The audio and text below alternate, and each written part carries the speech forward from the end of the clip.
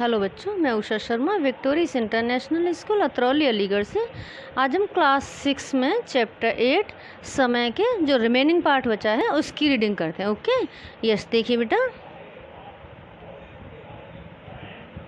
Yes बेटा,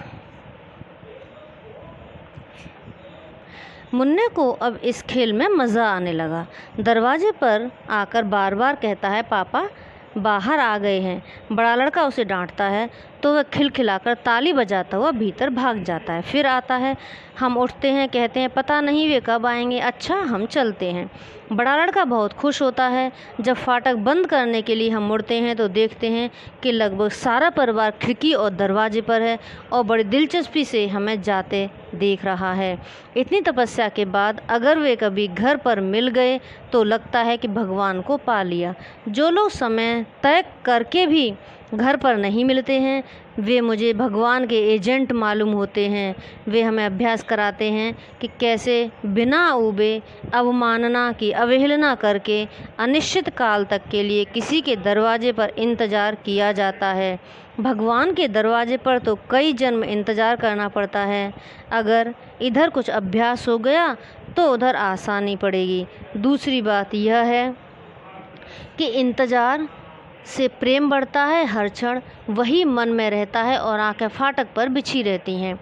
प्रेम का ज्ञान इसी बात से होता है कि कौन आपका कितनी देर इंतज़ार करता है। मेरे दोस्त हैं, उनसे मैं मिलने का समय तय कर लेता हूँ, पर उस वक्त हरगिज उनके घर नहीं जाता। यह निश्चित है कि वे घर पर नहीं होंगे। समय की पाबंदी के लिए जितनी सावधानी चाहिए उससे कम कभी समय न मिलने के लिए नहीं चाहिए। मैं उनके घर ऐसे वक्त जाता हूँ जब उनके मिलने की बिल्कुल संभावना नहीं हो और वे मिल जाते हैं। वे किसी कमेटी के सदस्य हैं जिसकी बैठक में उन्हें होना चाहिए, मगर उस वक्त वे घर पर मिल जाएंगे, यानी समय के पाबंद नहीं हैं वो। जब मेरा उनसे नया परिचय था और कुछ औपचारिकताएं बाकी थीं तब उन्होंने मुझे दूसरे दिन 11 बजे खाने पर बुलाया। मैं ठीक 11 बजे पहुंच गया। मालूम हुआ कि वे घर पर नहीं हैं। आते ही होंगे यह सोचकर मैं बैठ गया। 12 बज गए तो मैंने उनके लड़के से पूछा कहाँ गए हैं। उसने कहा कुछ पता नहीं, कब आएंगे कुछ बता गए हैं नहीं। मैं बैठा रहा। जब 1 बज गया तब लड़के ने कहा आपको कुछ ज़रूरी काम होगा। मैं उसे कैसे बताता कि क्या काम है। मैं अलबत्ता इतना समझ गया कि इस परिवार में मेरे लिए भोजन का कोई प्रबंध नहीं है। मैं थोड़ी देर और बैठकर उठ गया। शाम को मुझे मालूम हुआ कि जब मैं उनके घर बैठा था तब वे खुद दूसरे के घर भोजन कर रहे थे। मुझे मिले तो बहुत दुखी हुए, कहने लगे अरे बड़ी गलती हो गई, मैं भूल गया फलां के यहाँ बैठा था। उन्होंने बहुत जोर दिया तो मैंने वहीं खाना खा लिया। अच्छा, अब कल ज़रूर आ जाओ। कई सालों के उनके साथ के अनुभवों से मैं सावधानी की दीवार अपने आसपास खड़ी कर ली थी। वे जिस वक्त घर पर मिलने का वादा करते उस वक्त मैं कभी नहीं जाता, और जब वे मेरे घर आने की बात तय करते तब मैं बेखटके बाहर घूमता। मुझे विश्वास था वे उस वक्त नहीं आएंगे। उन्होंने शाम को 7 बजे आने को कहा है तो सुबह 8 बजे तक भी आ सकते हैं। वे घर से इधर जाने के लिए ही निकलेंगे, पर रास्ते में जो मिल जाएगा उसी के हो जाएंगे। उससे बातें करने लगेंगे, उसके घर चले जाएंगे, वहाँ खाना खा लेंगे और तब उन्हें याद आएगा कि किसी से मिलने का वक्त तय किया था। वे हड़बड़ा कर भागेंगे, पर रास्ते में कोई मिल गया तो उसी के साथ हो लेंगे। लेकिन कई सालों बाद मेरी सावधानी की दीवार फिर टूट गई। हमारे एक मित्र का तबादला यानी ट्रांसफ़र हो गया। मित्र से उनके भी अच्छे संबंध थे।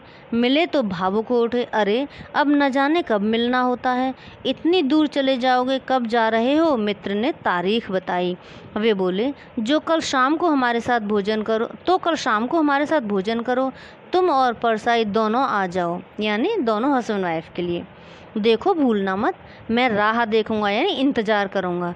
मेरे मन में खटका तो हुआ, पर उस भावुकता और आत्मीयता के सामने मैं भी गाफिल हो गया। दूसरे दिन शाम को हम उनके घर पहुंच गए। वे घर पर नहीं थे। हम दोनों अब सचेत हो गए। मित्र ने कहा यार, उन्हें जानते हुए भी तुमने कल हाँ कह दिया। मैंने कहा निमंत्रण तो तुम्हारा था, मैं बाधक क्यों बनता। यस, आगे देखिए बेटा। उसने कहा, लेकिन हम आ क्यों गए? हाँ, कह देते पर आते नहीं। मैंने कहा, पर उन्होंने भोजन का प्रबंध करवा लिया हो तो फिर न आना कितना बुरा होता। उसने कहा, कहाँ प्रबंध करवाया होगा यार, लड़के से पूछ लो ना। मैंने लड़के से पूछा, क्यों, वे कुछ कह गए हैं? वह बोला, जी नहीं, वे तो कुछ नहीं कह गए हैं। हमने एक दूसरे की तरफ देखा और उठ खड़े हुए। रास्ते में किसी ने बताया कि वे अमुक जगह बैठे हैं।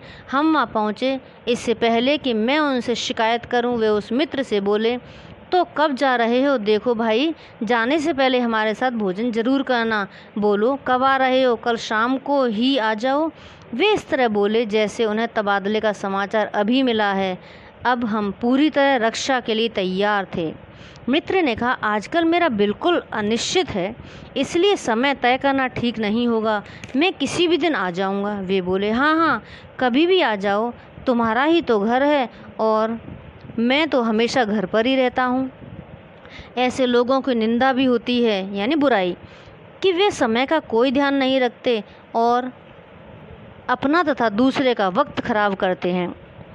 पर मेरा मत दूसरा है। ऐसे लोग ज्ञानी हैं, वे जानते हैं कि काम अनंत है, यानी बहुत सारे हैं, और आत्मा अमर है। जल्दी से जल्दी वे करें और समय का ध्यान वे रखें जिनकी उम्र 50-60 वर्ष की होती है। हमारी उम्र तो करोड़ों साल है, क्योंकि आत्मा कभी मरती नहीं है।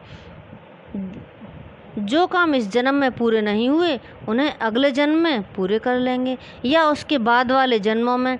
इस बार आत्मा ने मनुष्य का चोला लिया है, अगली बार वह मेढक का चोला भी ले सकती है। तब मेढक के रूप में हम वे काम पूरे कर लेंगे जो आदमी के रूप में नहीं कर पाए। जल्दी क्या है?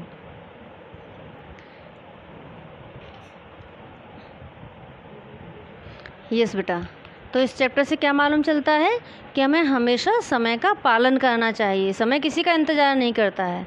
सो आप बेटा से दोबारा से पढ़िए और समझिए। सो बाय बेटा।